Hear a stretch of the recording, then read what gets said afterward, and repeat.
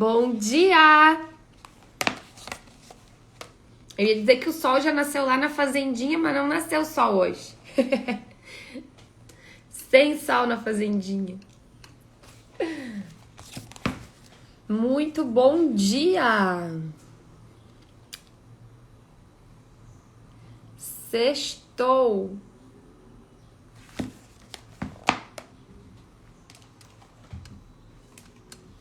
Minha ring light já tá até fazendo barulho agora, tá? Com os parafusos caindo, tudo certo. Os dias contados e horas contadas. Vamos lá, Correios. Muito bem, gente linda. Nós paramos ontem na página 99, no subtítulo Despedindo-se do Velho, que é onde a gente vai dar continuidade, então, hoje. Vamos lá? Nesse ponto do nosso estudo, sinto que já temos o conhecimento necessário para avançarmos no tema central desse livro. Já podemos começar a nos despedir do velho e abrir os braços para o novo. Apenas sinto que é importante recapitular alguns pontos. Falando um pouco sobre as principais fases do desenvolvimento da consciência, e isso é para você ter clareza sobre onde se encontra e sobre os próximos passos da sua jornada. Primeiro estágio.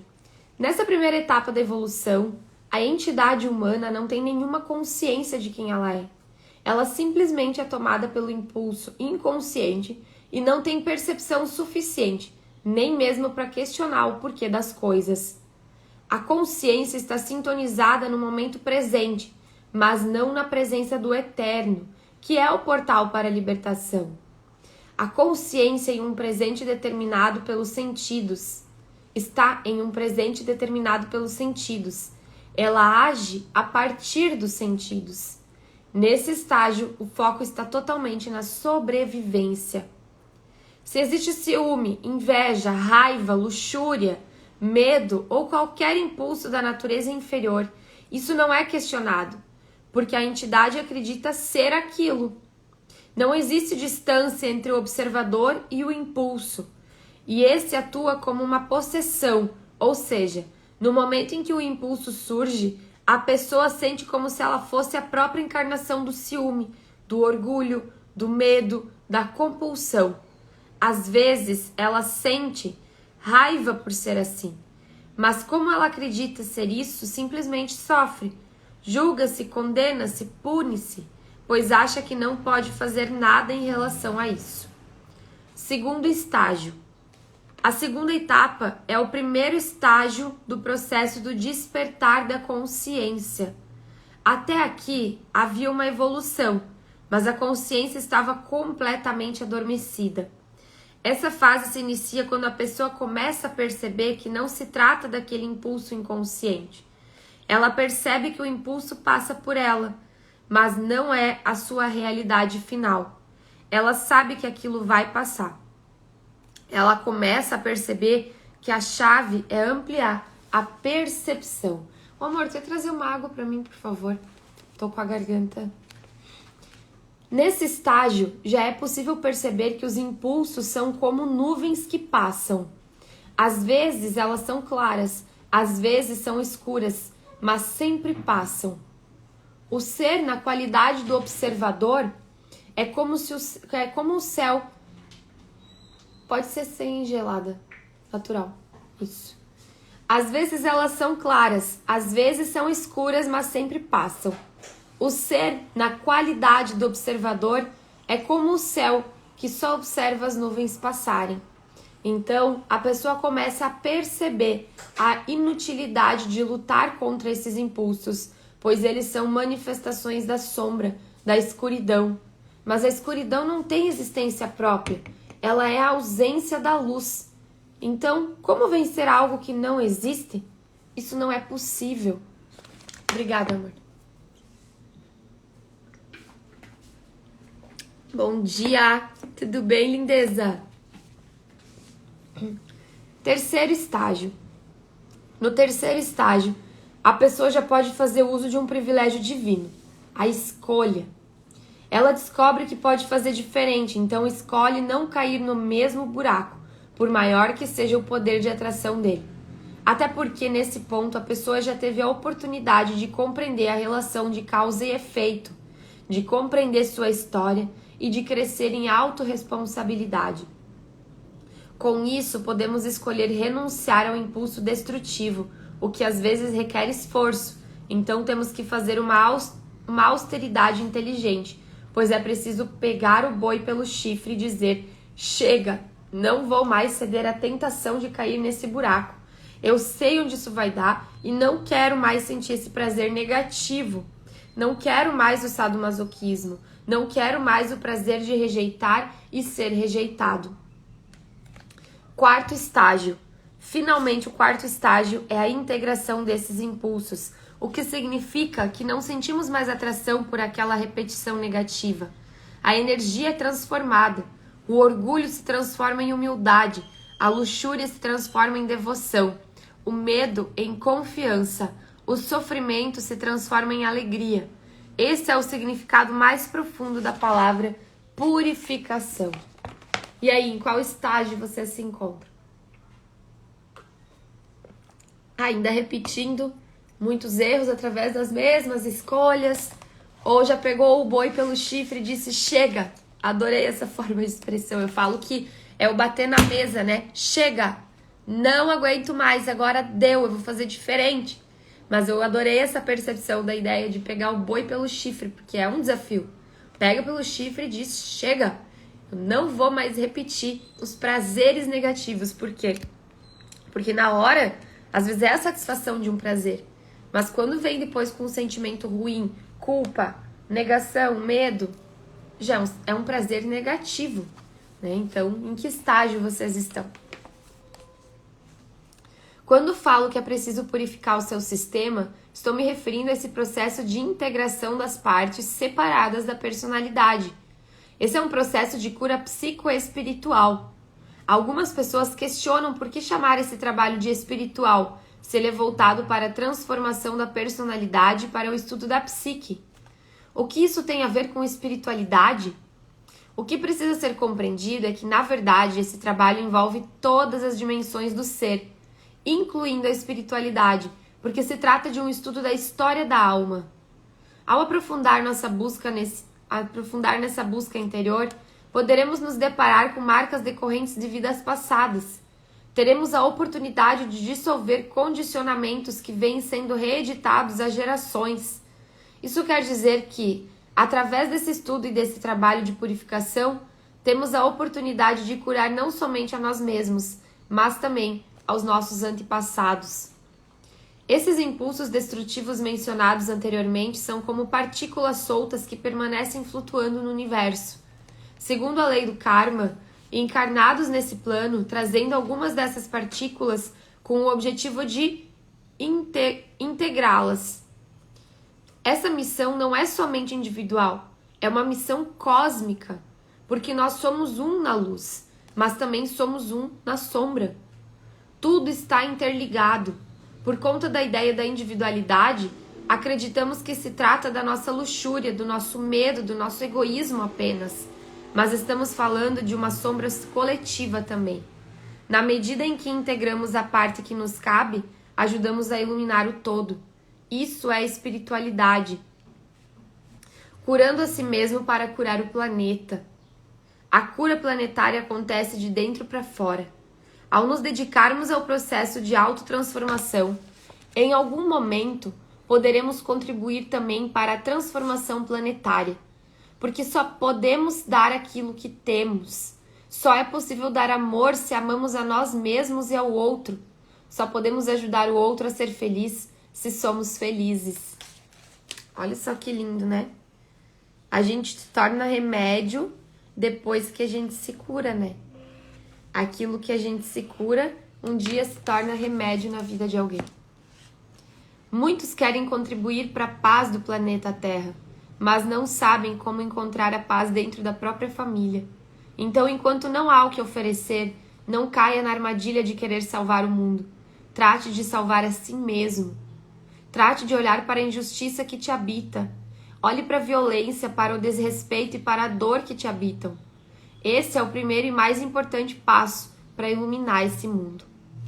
Se puder iluminar a ignorância dentro de você, tenho certeza de que a injustiça lá fora também será iluminada.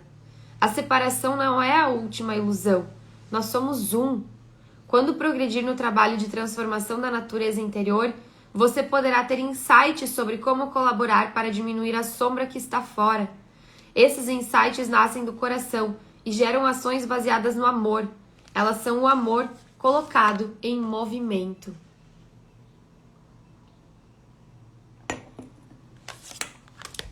Porém, enquanto você não ilumina a sombra que te habita, todas as tentativas são frutos de uma reação que só amplia o problema, que só alimenta a separação.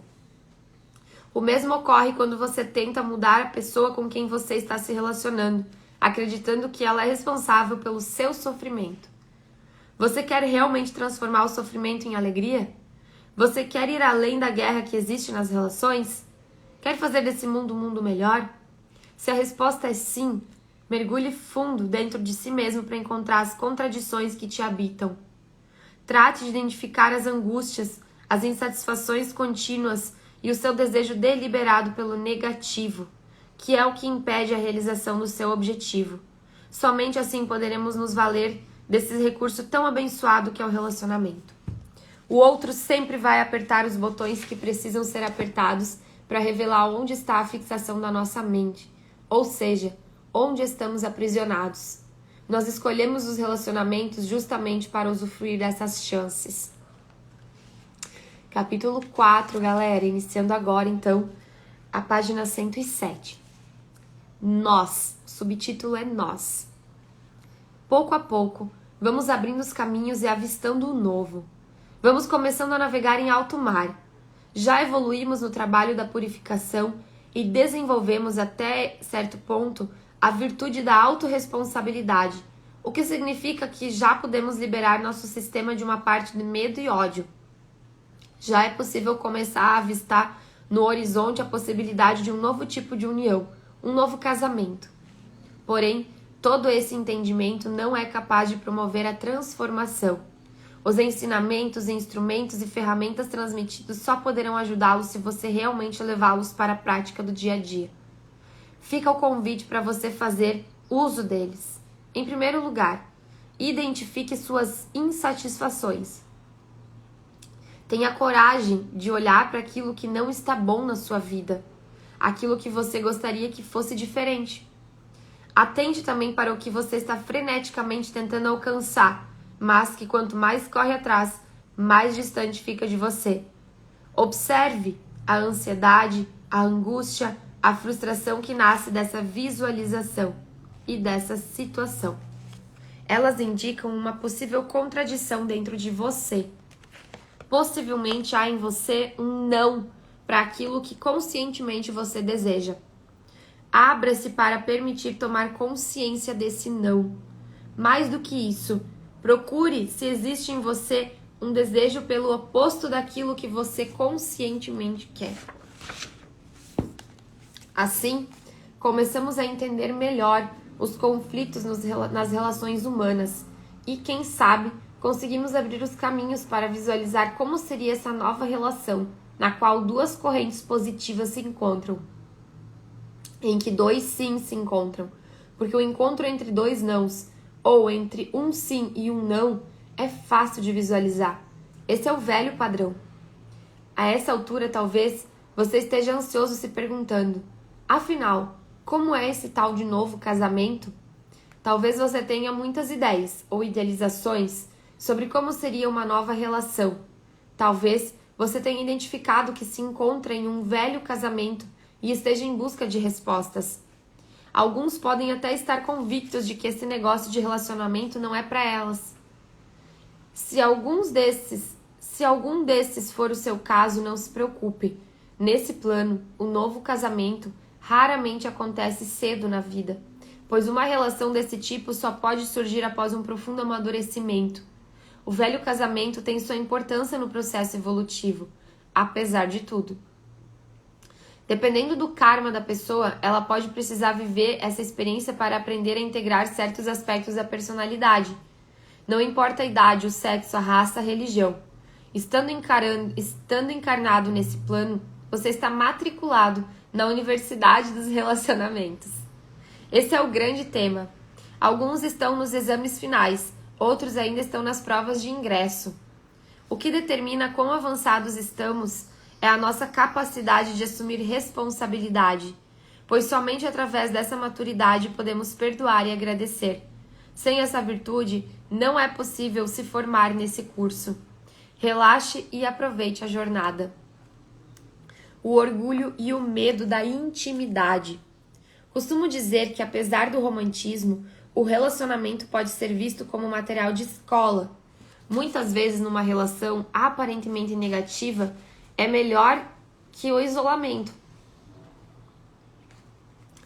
Aparentemente, uma relação negativa, muitas vezes, aparentemente é melhor que o isolamento, porque proporciona oportunidade de aprendizado.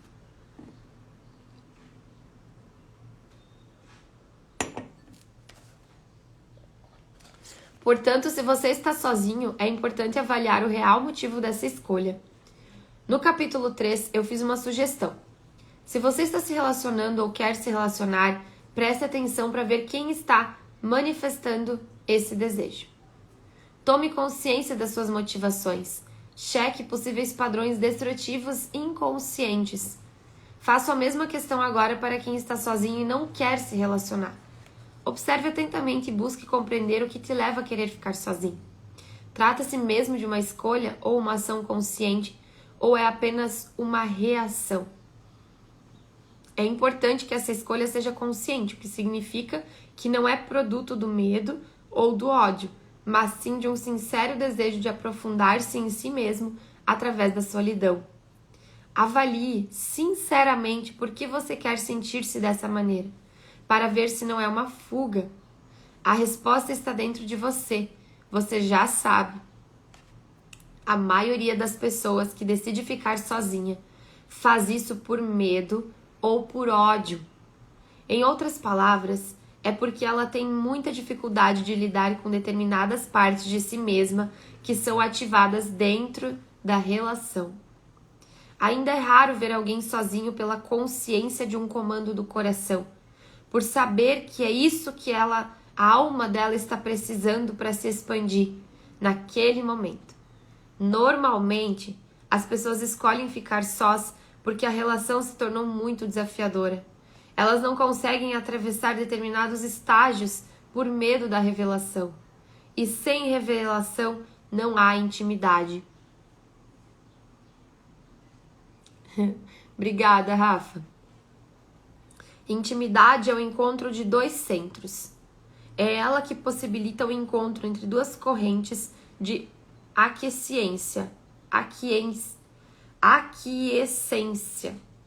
Duas correntes positivas. Duas forças que dizem sim. Experimentar e sustentar o prazer positivamente, orientando dentro de uma relação, só é possível se houver intimidade. E intimidade é sinônimo de transparência. Nada de segredos, nada de mentiras. E isso permite que, pouco a pouco, o medo e o ódio que estão impedindo a união sejam transformados em confiança e amor. Porém, esse movimento em direção ao centro normalmente causa medo, porque intimamente exige revelação, o que pode representar uma desconstrução, o fim de uma fantasia.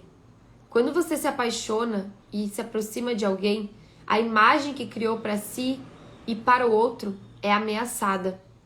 A verdadeira intimidade vai muito além da nudez física, é a nudez da alma. E é estar verdadeiramente despido de qualquer proteção, qualquer máscara. É ter a disposição de tornar-se completamente vulnerável. Porém, se você ainda não desenvolveu suficientemente a virtude da confiança, isso não será possível. Se você não confia, você não se abre, pois se sente ameaçado. Você teme a resposta do outro à sua revelação. Teme ser ferido novamente no mesmo lugar machucado. Por trás desse segredo, normalmente está uma vergonha, que é uma filha do orgulho. Por causa dele, você precisa se esconder. O orgulho está sempre protegendo alguma miséria que você mesmo não aceita e que, portanto, não quer que ninguém descubra. Então você precisa construir alguns grandes muros para manter-se isolado. Quanto maior a humilhação ou a dor que você esconde de si próprio e do mundo, maior o medo e, consequentemente, maior o isolamento. O orgulho é um dos maiores impeditivos para a evolução dos relacionamentos. Assim como todas as matrizes do eu inferior, nós o criamos e alimentamos para nos protegermos da dor. Ele é um guardião que está a serviço de impedir a nossa entrega ou a entrega ao outro.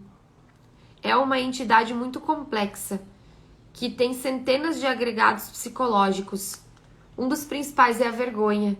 Ao lado da autoimagem idealizada, um conjunto de máscaras muito bem construído com base no medo, um custo de tremendos esforços. No mais profundo, temos medo de manifestar a verdade que somos. E para podermos nos mover no mundo, protegidos das nossas dores e da própria verdade, construímos essa autoimagem, que costumo chamar também de eu idealizado. Esse eu se torna tão concreto, tão grudado em nós, que passamos a acreditar que somos isso. Passamos a acreditar que essa é a nossa realidade final, que é tudo o que temos, e que se abrirmos mão das máscaras, não sobrará nada. Mas o que precisa ser compreendido é que você não conhece tudo o que você é. Você não é apenas o que pensa ser. A imagem que você faz de si mesmo representa apenas uma parte muito pequena de você. Pode ser muito difícil de acreditar, mas você é a própria fonte eterna do amor e da luz. Para alguns, isso até pode soar ridículo, mas estando identificado com as máscaras, você teme justamente revelar esse tudo que você é. Você teme estar trocando tudo por nada, mas é justamente o contrário. É como se um mendigo estivesse sentado em um baú repleto de tesouro enquanto pede esmolas. O orgulho, portanto, está a serviço do medo. Ele quer manter a autoimagem idealizada, que dá sustentação à falsa ideia de eu. Ela faz com que você tente controlar tudo para manter essa grande ilusão. Bom dia, mãe! Estratégias de fuga. As experiências vividas dentro da esfera dos relacionamentos sempre nos exigem superação. Superação do medo, da vingança, do controle, da vergonha, etc. Somos constantemente chamados a tomar consciência das partes negadas de nossa personalidade, para então purificá-las, porque sem isso não podemos encontrar a fonte do amor dentro de nós mesmos. E ao evoluir no processo da purificação, começamos a encontrar a verdadeira autoconfiança que nos permite percorrer o caminho da ascensão. Por isso, o relacionamento traz muitos desafios. Já tivemos a oportunidade de abordar alguns deles anteriormente. Mas os desdobramentos são muitos, e nesse caminho do resgate da autoconfiança, inevitavelmente precisaremos correr riscos para os quais nem sempre estamos prontos. Então, muitas vezes, voltamos a fechar o coração e a fazer uso dos velhos mecanismos de defesa. Voltamos a agir no padrão antigo.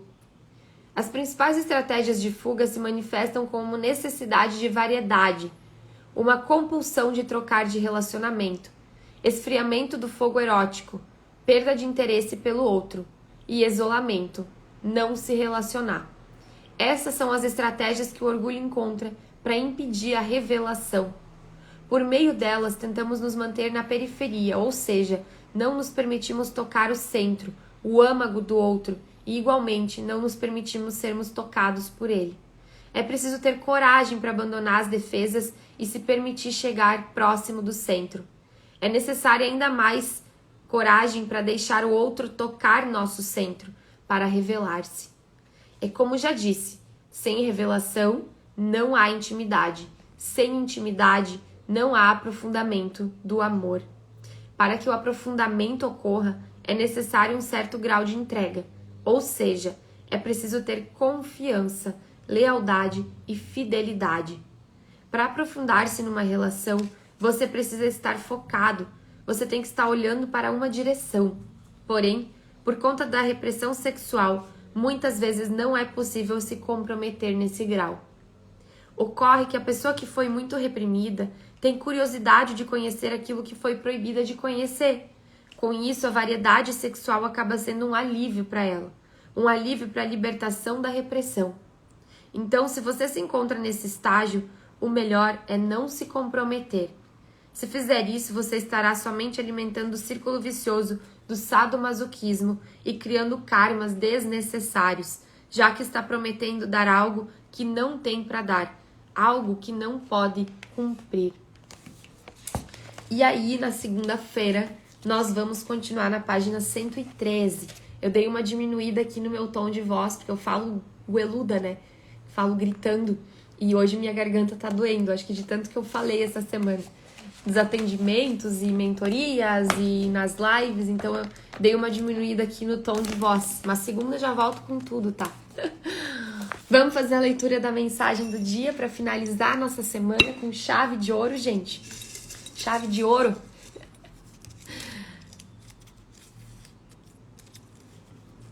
As coisas boas chegam com o tempo. As melhores, de repente.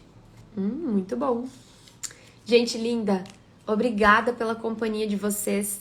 Eu espero vocês aqui na segunda-feira. Quem tá assistindo gravado também, obrigada. Espero que esteja fazendo sentido. E sempre me deem o feedback de vocês.